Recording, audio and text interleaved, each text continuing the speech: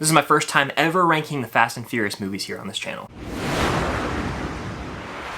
What's going on, guys? I'm Chris and welcome back to another video. So Fast X just hit theaters, so it's time to rank all of these movies. There are 11 of them if you include Hobbs and Shaw, but before I do, be sure to hit that like button. Comment down below your ranking of these movies, where does Fast X place, and of course subscribe and hit that notification bell as I'm trying to reach my goal of 80,000 subscribers here on the channel. And this is going to be a tier list style ranking, so without further ado, let's dive right into these tiers. Alright, so the tiers I have are best of the best, great, solid, meh, and bad. These are the typical tiers that I use here on the channel, and the movies are pretty randomized. There's no specific order to this, so we're starting out with the third movie, Fast and the Furious Tokyo Drift. Now, what I remember being my favorite part of this movie is the character of Han. Obviously, he's now been brought back to life, and they've retconned multiple times, like, why he actually was killed, or fake killed, I should say. It's got some pretty cool nightlife racing. The soundtrack is fitting, and it has, like, this cool aesthetic to it, but honestly, the main character, the stakes, the main storyline, none of that's the most memorable, and it's unfortunate, but it's the first Fast and Furious movie without Paul Walker or Vin Diesel leading the charge here. So it's entirely new characters. It felt like a spin-off that didn't really work. I'm gonna put it in meh. I don't think it's a bad movie from what I remember. It has like some entertainment value, but man, it's not one I go back and revisit or ever even think about. Moving on, we've got Too Fast, Too Furious. Of course, this movie has become the joke anytime there's a sequel or a series with long-running films to be like, too blank, too blank. It's just become a thing because it's a really wild name for a movie. This is the second movie in the franchise, and Vin Diesel's Dominic Toretto is not in it. It is all about Paul Walker's Brian O'Connor leading the charge. We get Tyrese Gibson's character, Roman, introduced into the picture here,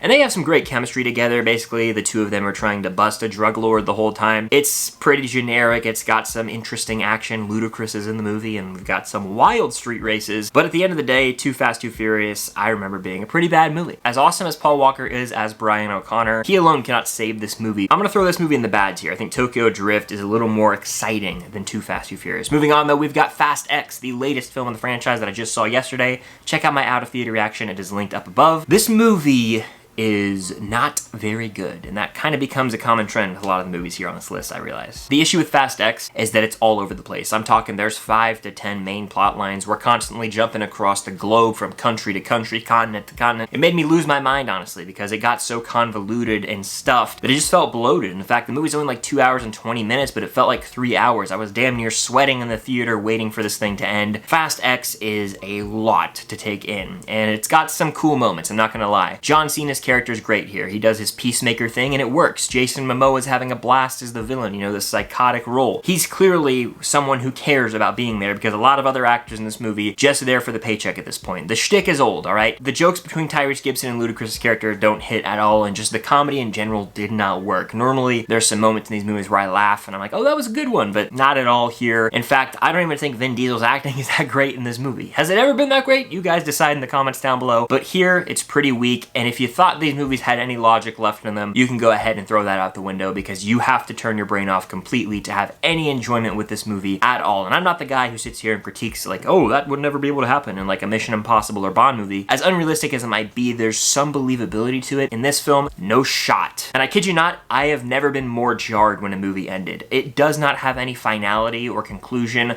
A lot of movies that go sort of a cliffhanger-ish route will give you a little bit of clarity with the actual story of a movie. This one doesn't even make an attempt to do that, and it was laughable. Like, I think of a movie like Pirates 2 or even Avengers Infinity War that leaves the audience wanting more, and it's like a big shock moment at the end, but it still gives you clarity with the actual story. To like complete the structure of a movie, this completely abandons that, and again, throws all logic out the window. I'm baffled that they decided to end the movie where they did. It's insane, really. My favorite moment was a street race in the middle of the movie that kind of felt like a callback to the original Fast and Furious movie, where street racing was actually at the forefront. It had some highlight moments. I loved Brie Larson here. Wish we got more of her character, but it retcons a lot. It's like we're getting into Saw levels of retconning in this franchise, where, oh, actually, you thought this happened in Fast 5. Well, nope, here's what actually happened. It's frustrating. I think it's a bad movie. I would actually probably watch Too Fast, Too Furious over it, so I'm gonna put it at the back of bad. Next, we got Fast and Furious. Yes, that is the name of the 4th film, and it's weird that they did that, I know, but that's just the way the world works. This gives us the OG gang back, as we've got Dominic Toretto, Letty, Brian O'Connor's back in the picture, and basically they're trying to take down this drug lord, which is a common theme in the earlier movies, I just realized, but this one has like the least memorable moments in almost the entire franchise for me, but I do remember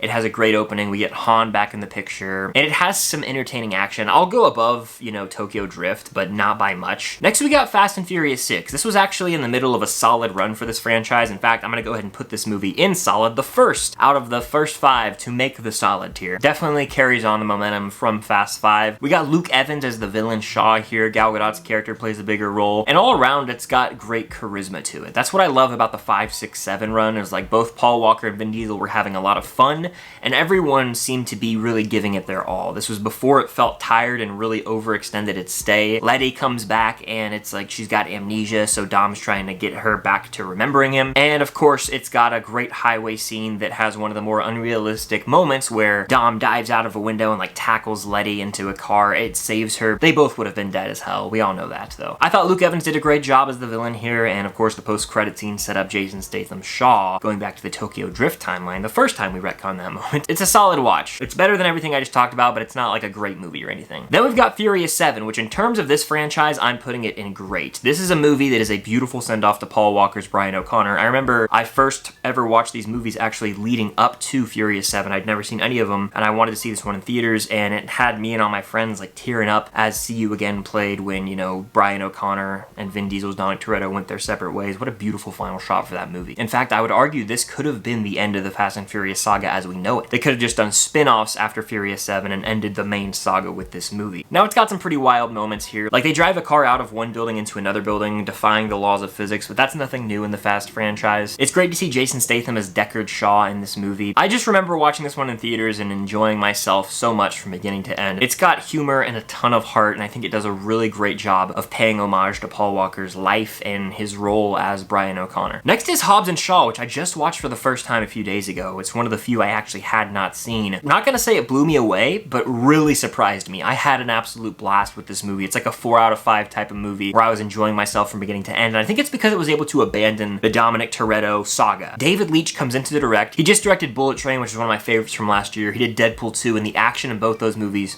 chef's kiss. It's an action comedy in many ways because I found myself cracking up, but it's got a lot of dope action set pieces. Idris Elba is the villain and he's like the superhero. It works because it's not reliant upon the whole family Dom Toretto storyline. It's its own thing and it works very well. And sure, it's a little long at times, but other than that, it gives us an epic action sequence to end each act, especially the third act when they go to Samoa and we get to see them just go full on warrior on Idris Elba and his guys. That was badass. I was really impressed with how they shot some of these scenes. Like the final chase scene involving a helicopter, there was some awesome hand-to-hand combat and slow-mo shots. Plus, it's hard not to love The Rock and Jason Statham's chemistry. They carry this movie on their backs. Great, great duo. Throw in Vanessa Kirby and make it a great trio. It's one of, if not the funniest movies in this entire franchise, and I dig the hell out of Hobbs and Shaw. I'm gonna put this one in best of the best. In terms of this franchise, it is easily a top 2, top 3 project for me. Next, we got Fate of the Furious. This is when I started to lose interest in this franchise, because I recently watched some of them for the first time, but this is the last one I saw in theaters prior to Fast X. I thought this movie was eh.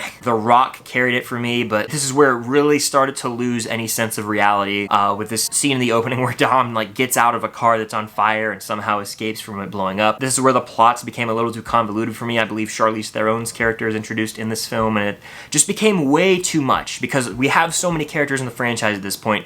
It can't help but feel a little bloated, and that's exactly the case here. Hobbs and Shaw are the highlights though, and this definitely got them their spin-off, so I have to tip my hat to that. But this also marks the first Fast and Furious movie in the post-Paul Walker era, and his absence is felt. It's really sad, but any movie post-Furious 7, it's just missing Paul Walker. He just was pretty much the heart and charisma of the main crew. But like I said earlier, this is when the franchise started to fall victim to going over the top with the stupidity and just having really convoluted plots for no reason. I'll put it in solid, but by a hair, and it's actually gonna go behind the 6th film. I think I enjoyed this one more. Now we've got the original, the one that started it all. I rewatched this one recently and I dug the hell out of it. I'd always remembered it being a really entertaining time, but this is before the franchise became what it was. It honestly was like a one and done type of movie where you've got Paul Walker playing Brian O'Connor. He goes undercover as Brian Spillner to try and bust Dominic Toretto and his gang. They're pulling these heists on 18-wheelers, stealing technology. Super simple premise. There's a lot of street racing and it's shot in a really cool way. There's some really cool heist sequences. sequences, and then of course, great quotes. It's straight out of the early 2000s, from the music to the editing style, hell, even the line delivery, but it made this franchise what it is today. I prefer this version of Fast and Furious where it's not all about the epic action, more so just about small scale stakes and characters over just explosions and insanity. I'm putting this in best of the best. I actually would put it probably right behind Hobbs and Shaw. Like, I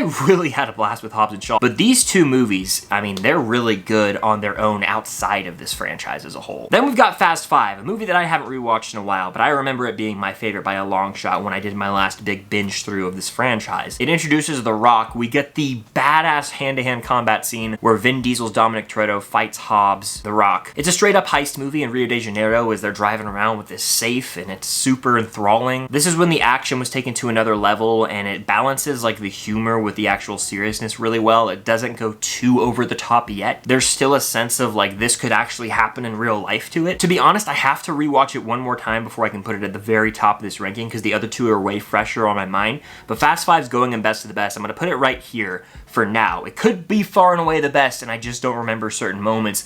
But these two movies, especially because I have that recency bias of watching them boom just like that, they're fresh in my mind. Fast 5's still in the top. These are like by far the top 3 Fast and Furious movies for me. Fast 5, I just need to rewatch again before comfortably putting it at the very top. And then there was one, Fast 9. This is the worst of the bunch. I'm putting it at the back of bad. Fast X is better than it. I mean, Fast 9, we go to outer space for some reason. It's extremely stupid, like total just nonsense. Nothing in this movie makes sense. It's extremely long. It was laughable at times. I was literally laughing out loud, hysterically, mind you, at how dumb this movie is. Whether it's a total throwaway one-liner, an action scene that makes no sense. I mean, this is the one movie out of this entire franchise that just disobeys the laws of gravity, physics, more than any. Like, it makes no sense, and they don't even care. People are basically bouncing off cars like they're damn trampolines. And it seems like this is where the franchise really took a dive, because Fast X is not much better than this in terms of quality. Like, it was pure stupidity to the point of making it hard to watch or even enjoy, making it the worst Fast and Furious movie in my mind. But that's just my tier list ranking of all these Fast and Furious movies. Let me know yours in the comments down below. Where does Fast X place, the film that just hit theaters?